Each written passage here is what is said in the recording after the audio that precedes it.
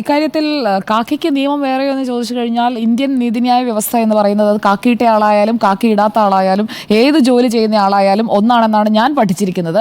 ഇനിയിപ്പോൾ അത് ചില ഏമാന്മാർക്ക് മനസ്സിലായില്ല എന്നുണ്ടെങ്കിൽ ഇന്ത്യൻ നീതിന്യായ വ്യവസ്ഥയെക്കുറിച്ച് അവർക്കിങ്ങനെ നമ്മൾ ആവർത്തിച്ച് പറഞ്ഞു കൊടുക്കേണ്ടിയ ഒരു സാഹചര്യം ഉണ്ടാകുന്നു എന്നുള്ളതാണ്.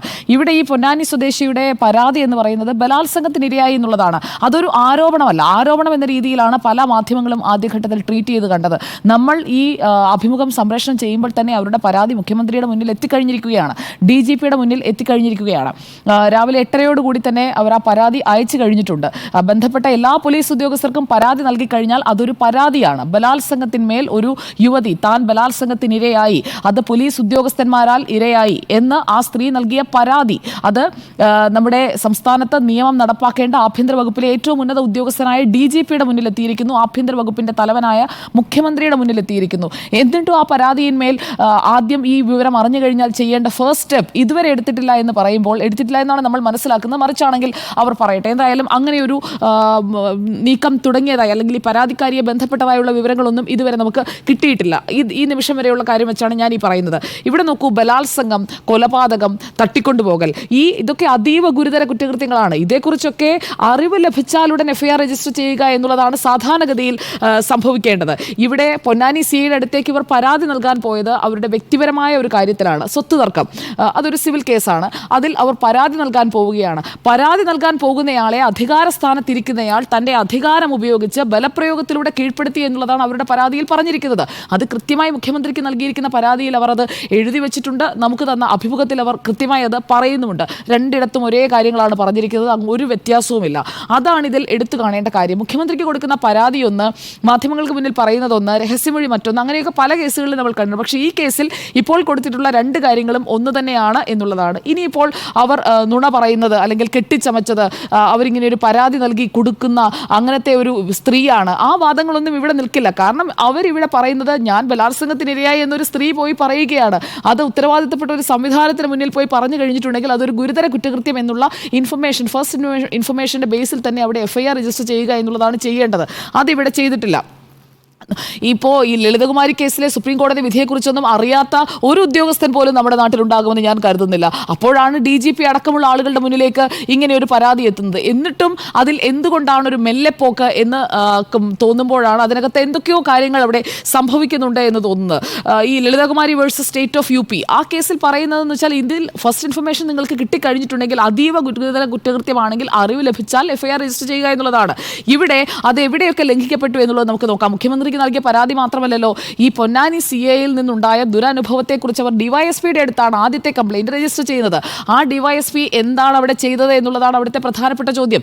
DYSPയുടെ മുന്നിലേക്ക് CI പീഡിപ്പിച്ചു എന്നുള്ള പരാതിയുമായി പോകുമ്പോൾ അത് എത്ര ലാഘവത്തോടെയാണ് ട്രീറ്റ് ചെയ്തത് എന്ന് മുഖ്യമന്ത്രിക്ക് അയച്ച പരാതിയിൽ ആ സ്ത്രീ പറയുന്നുണ്ട്. എന്നെ ഞെട്ടിപ്പിച്ചത് ആ ഭാഗമാണ്. കാരണം ഉത്തരവാദിത്തപ്പെട്ട ഒരു പോലീസ് ഉദ്യോഗസ്ഥരായി ഞാനും കരുതിയിരുന്ന വ്യക്തിയാണ്. ആ വ്യക്തിയിൽ നിന്ന് അങ്ങനെ ഒരു പരാമർശം ഉണ്ടായി എന്നൊരു സ്ത്രീ പറയുമ്പോൾ അത് അവർ നേരിട്ട CI വീട്ടിൽ വന്നാണ് അവരെ പീഡിപ്പിച്ചത്. അങ്ങനെ ഒരു പോലീസ് ഉദ്യോഗസ്ഥൻ ഒരു കേസ് കൊടുക്കാൻ പോയപ്പോൾ ആ പരാതി അന്വേഷിക്കുന്നതിനായി വീട്ടിലേക്ക് വന്ന്, വീട്ടിൽ കുഞ്ഞുള്ള ഒരു സ്ത്രീ, വീട്ടമ്മയായ ഒരു സ്ത്രീ, അവരൊരു മോശം സ്ത്രീയാണ് എന്നൊക്കെയുള്ളത് ഇപ്പോൾ പറഞ്ഞു വരുത്തുന്നതാകാം, എനിക്കതേക്കുറിച്ച് അറിയില്ല. എന്തായാലും അവരവരുടെ വീട്ടിലായിരിക്കുമ്പോൾ അവരുടെ വീട്ടിൽ കയറി പീഡിപ്പിച്ചു എന്നുള്ളൊരു പരാതി അവർ പറയുന്നു. ആ പരാതിയെക്കുറിച്ച് ആദ്യത്തെ ഇൻഫർമേഷൻ കിട്ടിയ തിരൂർ DYSP എന്താണ് ചെയ്തത് എന്ന ചോദ്യം അവിടെ നിൽക്കുകയാണ്. അത് വളരെ പ്രസക്തമായ ചോദ്യമാണ്. അതുവരെയുള്ള അദ്ദേഹത്തിൻ്റെ ട്രാക്ക് റെക്കോർഡ് എന്ന് പറയുന്നത് ബെസ്റ്റ് ഓഫ് ബെസ്റ്റ് ആയിക്കോട്ടെ. പക്ഷേ ഈ പരാതി, ആ ഗിവൺ മൊമെന്റിൽ അവരെന്താണ് ചെയ്തത്, അയാൾ ആ ഗിവൺ മൊമെന്റിൽ ആ പോലീസ് ഉദ്യോഗസ്ഥർ എന്താണ് ചെയ്തത് എന്നുള്ളതാണ് ആ പോലീസ് ഉദ്യോഗസ്ഥനെ ജഡ്ജ് ചെയ്യുന്നത്. ഈ വിഷയത്തിൽ ജഡ്ജ് ചെയ്യുന്നത് അതിൻ്റെ അടിസ്ഥാനത്തിലാണ്. തൻ്റെ മുന്നിൽ വരുന്ന ഒരു പരാതി, ആ പരാതിയിന്മേൽ ആക്ട് ചെയ്തത് എങ്ങനെയാണ്? ആ സ്ത്രീയോട് മോശമായ ഭാഷയിൽ സംസാരിച്ചുകൊണ്ടാണ്. തേഞ്ഞു പോകില്ലല്ലോ എന്നാണ് പറഞ്ഞതായി അവർ ആ മുഖ്യമന്ത്രിക്ക് അയച്ച പരാതിയിൽ പറഞ്ഞിരിക്കുന്നത്. നോക്കൂ, ഒരു സ്ത്രീയോട് പറയുന്ന ഒരു സെക്ഷൽ ഓവർടോണോട് കൂടിയുള്ള ഒരു സംഭാഷണം ആ പോലീസ് സ്റ്റേഷനിൽ വെച്ച് തന്നെ, പോലീസ് സ്റ്റേഷനിൽ DYSPയുടെ ഓഫീസിൽ വെച്ച് തന്നെ നടന്നിരിക്കുകയാണ്. അതിനുശേഷമാണ് ഇവരുടെ വീട്ടിലേക്ക് വരികയും ഈ CIക്കെതിരായ പരാതി പിൻവലിപ്പിക്കാനുള്ള ശ്രമം നടന്നുവെന്നാണ് ഈ പരാതിക്കാരി പറയുന്നത്, ഈ വീട്ടമ്മ പറയുന്നത്. അപ്പോൾ ഇതിൽ കേസുമായി ബന്ധപ്പെട്ട് സ്പെഷ്യൽ ബ്രാഞ്ച് പരിശോധിച്ചിട്ടുണ്ട്, അതിൻ്റെ അന്വേഷണ റിപ്പോർട്ടുണ്ട്. പരാതിക്കാരി ആദ്യം കൊടുത്ത മൊഴിയിൽ ഈ പീഡനത്തെക്കുറിച്ചല്ല പറയുന്നത്, വീട്ടിൽ വന്നത് എനിക്ക് ബുദ്ധിമുട്ടുണ്ടാക്കിയെന്നാണ് പറയുന്നത് എന്നൊക്കെ വാദിക്കുമ്പോഴും ഇവരോട് പെരുമാറിയത് എങ്ങനെയാണ് എന്ന് അവർ പറയുന്ന ഭാഗം അവിടെ റെലവൻ്റ് ആയിട്ട് നിൽക്കുകയാണ് എന്നാണ് ഞാൻ മനസ്സിലാക്കുന്നത്. ഇവിടെ പ്രിലിമിനറി എൻക്വയറി നടത്തേണ്ടത് എപ്പോഴാണ്? ഇങ്ങനെ ഒരു പരാതിയുമായി ഒരു സ്ത്രീ വരുമ്പോൾ ആ പരാതിയിൽ സംശയമുണ്ടെങ്കിലാണ് പ്രിലിമിനറി എൻക്വയറിയിലേക്ക് പോകേണ്ടത്. ഇവിടെ ഈ പോലീസ് ഉദ്യോഗസ്ഥർ ഈ 3 പേരും സ്ഥാപിക്കാൻ ശ്രമിക്കുന്നത് ഞങ്ങൾക്ക് സംശയമുണ്ടായി, അതുകൊണ്ട് പ്രിലിമിനറി എൻക്വയറിയിലേക്ക് പോയി എന്നാണ്. പക്ഷേ ആ പ്രിലിമിനറി എൻക്വയറിയിൽ നിന്ന് അവർക്ക് ബോധ്യപ്പെട്ടത് എന്താണ്? വീട്ടിൽ വന്നിരുന്നു എന്നുള്ളതടക്കമുള്ള മൊഴികൾ ഈ സ്ത്രീ കൊടുത്തല്ലോ, അതിന്റെ പേരിൽ അപ്പോൾ FIR എടുക്കേണ്ടേ? ആ FIR അവിടെ രജിസ്റ്റർ ചെയ്തോ എന്ന ചോദ്യം രണ്ടാമത്തെ കാര്യമായി അവിടെ നിൽക്കുകയാണ്. പണം തട്ടാൻ പലരിൽ നിന്നും പരാതികൾ കൊടുത്തതിന് ശേഷം ഈ കോംപ്രമൈസ് ഡീലിലേക്ക് പോകുന്ന ഒരാളാണ് ഈ സ്ത്രീ എന്നുള്ളതാണ് മൂന്നാമത്തെ വാദം. അങ്ങനെ കോംപ്രമൈസ് നടത്തുന്ന ഒരു സ്ത്രീ ആയിക്കോട്ടെ, അല്ലെങ്കിൽ മറ്റേതെങ്കിലും ഒരു തൊഴിൽ നടത്തുന്ന സ്ത്രീ ആയിക്കോട്ടെ, ലൈംഗിക തൊഴിലാളിയായ ഒരു സ്ത്രീ ആയിക്കോട്ടെ, ആരായാലും ആ സ്ത്രീ തന്നെ പീഡിപ്പിച്ചു എന്ന് പറഞ്ഞൊരു പരാതി കൊണ്ടുപോയി കൊടുക്കുമ്പോൾ അതൊരു ബലാത്സംഗം എന്ന് പറയുന്ന ക്രൈം അവിടെ കമ്മിറ്റ് ചെയ്തു എന്നുള്ളതാണ് അവരുടെ പരാതി. അതിൽ FIR ഇട്ട് അന്വേഷിക്കുക. അവർ പറയുന്ന കാര്യങ്ങൾ തെറ്റാണെന്ന് ബോധ്യപ്പെട്ടാൽ അതിന്മേൽ നടപടിയെടുക്കാം. അതിലേക്ക് പോകുന്നതിന് പകരം പാരലായുള്ള ഒരു അന്വേഷണം, സമാന്തരമായ ഒരു അന്വേഷണം നടത്തുകയും അതിന്മേൽ കുറ്റവിമുക്തനാണെന്ന് ആ സേനയിലെ തന്നെ ആളുകൾ തന്നെ ചേർന്ന് തീരുമാനിക്കുകയും ചെയ്യുന്നത് എങ്ങനെയാണ് സംഭവിക്കുക?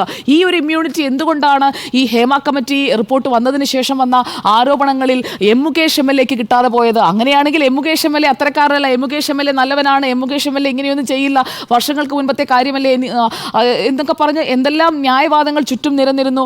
അവിടെ FIR ഇട്ടല്ലോ, അവിടെ കൃത്യമായി ചാർജ് ചെയ്തല്ലോ, ബലാത്സംഗം അടക്കമുള്ള വകുപ്പുകൾ ചുമത്തിയല്ലോ. മുകേഷ് MLAക്ക് ഒരു നീതിയും പോലീസ് ഉദ്യോഗസ്ഥന് മറ്റൊരു നീതിയും, അതെങ്ങനെയാണ് നമ്മുടെ മുഖ്യമന്ത്രി ഭരിക്കുന്ന ആഭ്യന്തര വകുപ്പിന് കീഴിൽ നടക്കുക എന്നുള്ളത് എനിക്ക് മനസ്സിലാവുന്നില്ല. കാരണം മുകേഷ് 2021 MLA ആണ്, ഇങ്ങോട്ട് അദ്ദേഹം MLA ആയിരിക്കുന്ന വേളയിൽ തന്നെയാണ് ഇപ്പോൾ ഈ കേസ് ചാർജ് ചെയ്തിരിക്കുന്നത്. 2022 നടന്ന മറ്റൊരു ക്രൈം, രണ്ടാം പിണറായി വിജയൻ സർക്കാർ വന്നതിന് ശേഷമുള്ള മറ്റൊരു ക്രൈം, ആ ക്രൈം 2 വർഷത്തിന് ശേഷമാണ് പരാതിക്കാരി പോയി വെളിപ്പെടുത്തുന്നത്. മറ്റേ പരാതി എന്ന് പറഞ്ഞാൽ 15 വർഷം മുമ്പ് നടന്ന സംഭവമാണ്. 2009 സംഭവത്തിന്മേലാണ് മുകേഷ് MLAക്ക് നേരെ ഇപ്പോൾ പരാതിക്കാരിയുടെ മൊഴിയുടെയും പരാതിയുടെയും അടിസ്ഥാനത്തിൽ കേസെടുത്തിരിക്കുന്നത്. നോക്കൂ, ഇതിന്റെ വൈരുദ്ധ്യം എന്തുകൊണ്ട് പൊതുസമൂഹം ചർച്ച ചെയ്യുന്നില്ല എന്നുള്ളതാണ് നമ്മൾ ഇവിടെ പറയേണ്ടത്. ഈ ഒരു വൈരുദ്ധ്യം നിലനിൽക്കുന്നതിന് ഒറ്റ കാരണമേ ഉള്ളൂ. മുകേഷ് MLAക്ക് പോലും ഇല്ലാത്ത ഒരു പ്രിവിലേജ്, അതായത് ഒരു MLA ആയതുകൊണ്ട് പ്രിവിലേജ് കൊടുക്കണമെന്നല്ല, നീതിന്യായ വ്യവസ്ഥയുടെ കീഴിൽ എല്ലാവരും സമന്മാരാണ്. പക്ഷേ ആ MLA പോലും കേസെടുത്ത് കൃത്യമായി മുൻകൂർ ജാമ്യത്തിലേക്ക് നീക്കാൻ കഴിയുന്ന ഒരു സംവിധാനം നമ്മുടെ നാട്ടിൽ എക്സിസ്റ്റ് ചെയ്യുമ്പോൾ എങ്ങനെയാണ് പോലീസ് സേനയിലെ ഈ 3 പേർക്ക് മാത്രം അവരുടേതായ സമാന്തരമായ ഒരു അന്വേഷണ സംവിധാനത്തിലേക്ക് പോകാൻ കഴിയുക? പാർട്ടി കോടതി എന്നൊക്കെ പറയുന്നത് പോലെ പോലീസ് കോടതി എന്നൊരു സംവിധാനം ഇവർ തന്നെ സെറ്റ് ചെയ്ത് വെച്ചിട്ടുണ്ടോ എന്ന ചോദ്യം പൊതുസമൂഹം ചോദിക്കേണ്ടതാണ്. ഏത് വ്യക്തിക്കാണ് ഇങ്ങനെയൊരു സുരക്ഷാ സംവിധാനം കിട്ടുക? അപ്പോൾ ഈ ഒരു ആരോപണം ഉന്നയിച്ച് കഴിഞ്ഞിട്ടുണ്ടെങ്കിൽ അത് സേനയെ മുഴുവൻ കളങ്കപ്പെടുത്താനാണ് എന്നുള്ള ഒരു യുക്തിയിലേക്ക് എങ്ങനെയാണ് പോകാൻ കഴിയുക? സേനയെ മാത്രം കുറ്റം പറയുന്നതിനോ അല്ലെങ്കിൽ സേനയിലുള്ള എല്ലാവരും ഇങ്ങനെയാണെന്ന് പറയുന്നതിനോ ഒന്നും ഞാൻ ഒരിക്കലും തയ്യാറല്ല. ഈ 3 പേർക്കെതിരെ ഈ സ്ത്രീയുടെ പരാതി വന്നിരിക്കുകയാണ്.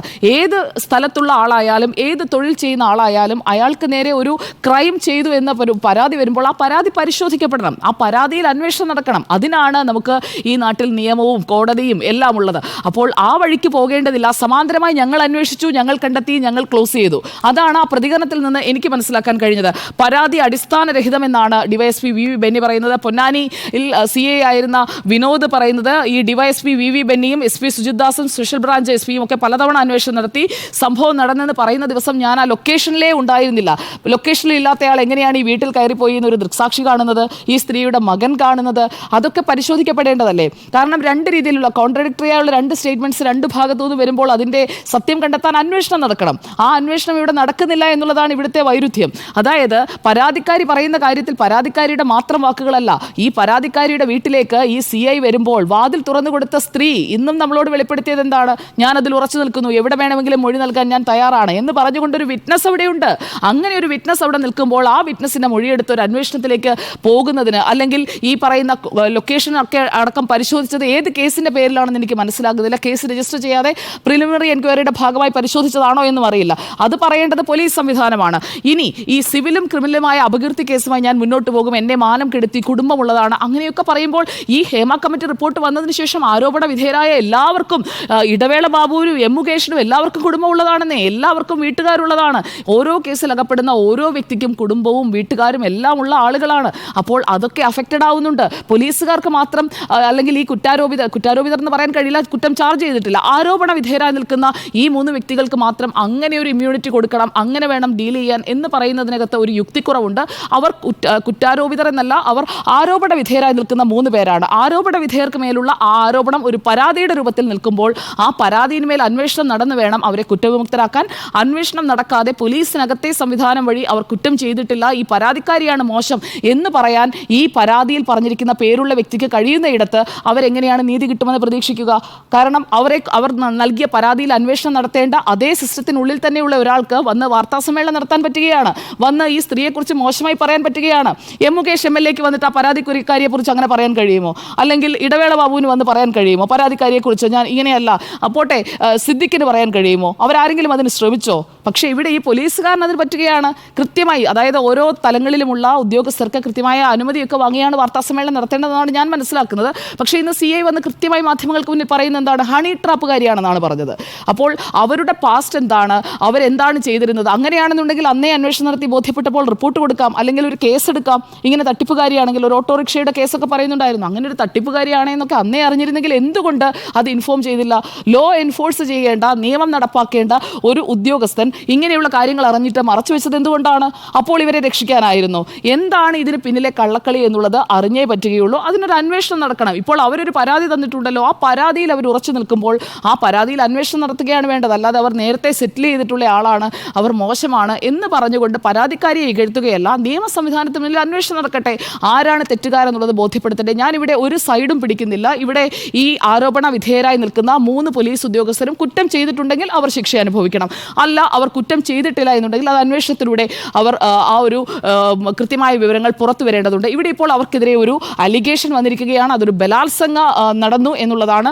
അപ്പോൾ അതിൽ കൃത്യമായ പരിശോധനയും അന്വേഷണവും നടക്കണം എന്നുള്ളത് തന്നെയാണ് ഇക്കാര്യത്തിൽ എൻ്റെ അഭിപ്രായം. ഇതിന് പിന്നിൽ ഗൂഢാലോചന നടത്താൻ ആ സ്ത്രീക്ക്, അതായത് ആ സ്ത്രീയും ഇവരും തമ്മിലുള്ള ഈ സുജിത്ദാസിനെയൊക്കെ നന്നായി അടുത്ത ബന്ധമുണ്ടായിരുന്നു എന്ന് അവർ തന്നെ സമ്മതിക്കുന്നുണ്ട്. അതായത് ഫോണിൽ സംസാരിക്കുകയും വീഡിയോ കോൾ ചെയ്യുകയും ഒക്കെ ചെയ്യുന്ന ബന്ധമുണ്ടായിരുന്നു ആ ഒരു രീതിയിൽ. അപ്പോൾ അത് വെച്ചുകൊണ്ട് അവർക്ക് നേരെ ഒരു ദുരനുഭവം ഉണ്ടാകുമ്പോൾ, അല്ലെങ്കിൽ അവർക്ക് നേരിട്ടത് അതിക്രമമാണ് എന്ന് അവർ തിരിച്ചറിയുമ്പോൾ അവരതിൽ പരാതി നൽകും. ആ പരാതി നൽകുമ്പോൾ ഇവർ തമ്മിൽ നേരത്തെ ബന്ധമുണ്ടായിരുന്നു, അല്ലെങ്കിൽ നേരത്തെ അറിയാമായിരുന്നു എന്ന് പറയുന്നതിൽ ഒരു യുക്തിയില്ല. ഇതിൽ അന്വേഷണം നടക്കുകയാണ് വേണ്ടത്. നിയമത്തിൻ്റെ വഴിക്ക് പോകട്ടെ. അത് ഹേമ കമ്മിറ്റി റിപ്പോർട്ടിൻ്റെ അടിസ്ഥാനത്തിൽ സിനിമാക്കാർക്കെതിരെ എടുക്കാം, ഈ സോളാർ സംഭവത്തിൻ്റെ സമയത്ത് രാഷ്ട്രീയക്കാർക്കെതിരെ എടുക്കാം. പക്ഷേ പോലീസുകാർക്കെതിരെ പറ്റില്ല എന്ന് പറയുന്നതിനോട് എനിക്ക് യോജിക്കാൻ കഴിയില്ല. കാരണം സോളാറിലെ പരാതിക്കാരി, സോളാർ പീഡന കേസിലെ പരാതിക്കാരി വന്നപ്പോൾ പ്രധാനപ്പെട്ട രാഷ്ട്രീയ നേതാക്കളൊക്കെ അവർക്കും കുടുംബമുള്ളതാണല്ലോ, അവരും ഈ ബുദ്ധിമുട്ടിലൂടെയൊക്കെ കടന്നു പോയതാണല്ലോ. അവരും എത്രയോ വർഷമെടുത്തു ഈ കേസിന്മേലൊക്കെ അവർക്ക് ക്ലീൻ ചിറ്റ് കിട്ടുന്നതിന്, എത്രയോ വർഷമെടുത്തു. CBI വന്നു, എത്ര സമയമെടുത്തു. അത്രയും കാലം അവരുടെ കുടുംബവും കുട്ടികളും ഒക്കെ ഈ ഒരു ഇതിന് ആ ഒരു കൃത്യമായ ആ ഒരു ഫ്രെയിമിങ്ങിന് അടിയിലാണ് അവർ കടന്നുപോയത്. അപ്പോൾ പോലീസുകാർക്ക് മാത്രം അത് പറ്റില്ല, പോലീസിനെതിരെ പരാതി പറയാൻ പറ്റില്ല എന്ന് പറയുമ്പോൾ ഈ നാട്ടിൽ വെവ്വേറെ നിയമമില്ല. ഇന്ത്യൻ നീതിന്യായ വ്യവസ്ഥ എന്ന് പറയുന്നത് ഓരോ പൗരനും കൃത്യമായി സുരക്ഷ ഉറപ്പാക്കുന്നതാണ്. ആ സുരക്ഷ നടപ്പാക്കേണ്ട ഉദ്യോഗസ്ഥർ തന്നെ അതിന് തടസ്സം നിൽക്കുന്നത് ശരിയല്ല. അതുകൊണ്ട് കാക്കിക്ക് എന്ന് മാത്രമല്ല, എല്ലാവർക്കും നിയമം ഒരുപോലെയാണ്. ആ നിയമം അനുശാസിക്കുന്ന സുരക്ഷിതത്വം അവർക്ക് കിട്ടുകയുമാണ്.